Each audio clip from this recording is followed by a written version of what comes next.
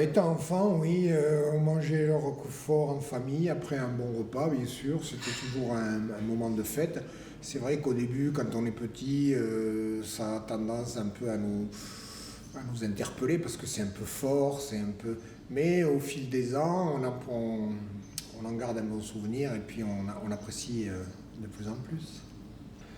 Aujourd'hui, ma relation au Roquefort, si vous voulez, c'est une relation un petit peu, comment dirais-je, je ne pourrais pas dire d'amour, mais presque, parce que, bon, étant du pays, on a toujours aimé ça, on l'a toujours connu, on l'a toujours apprécié. Et c'est vrai qu'on a toujours un petit peu de, je ne sais pas comment dire, un petit peu d'émotion quand on déguste un bon Roquefort, qu'on le partage surtout. Et puis, c'est vrai que ça fait partie de notre culture. J'ai pas de moment marquant avec le Roquefort. Disons que je prends tous ces moments parce que c'est vrai que j'en mange, je dirais pas mal, mais j'en mange souvent. Et selon la période à laquelle je le mange, la saison à laquelle je le mange, j'ai pas du tout les mêmes émotions et les mêmes ressentis.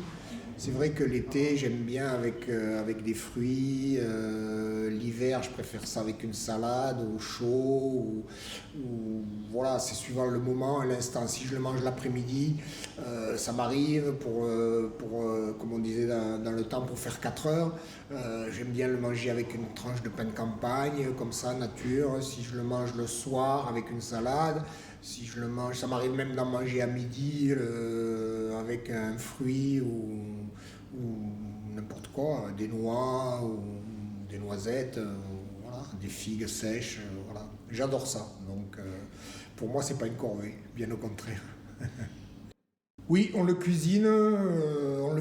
propose aussi avec les plateaux de fromage, mais c'est vrai qu'on le cuisine plutôt sous forme de pré-dessert ou de dessert ou même en entrée aussi. Voilà, c'est surtout les deux façons dont le prépare. J'aime pas trop l'associer avec avec de la viande ou un truc comme ça. Je préfère le manger avec un dessert sous forme de dessert ou dans une petite entrée, mais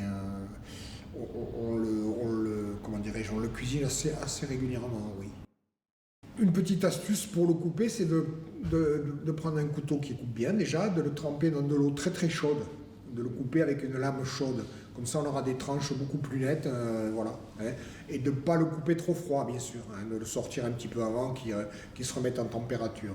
Hein. Et après, pour le cuisiner, je préfère, si vous voulez l'ajouter dans une sauce ou dans quelque chose, le mettre au dernier moment. Hein, voilà, pour qu'il perde de moins en moins son arôme. Hein, voilà. Après, bon, chacun a sa manière de faire.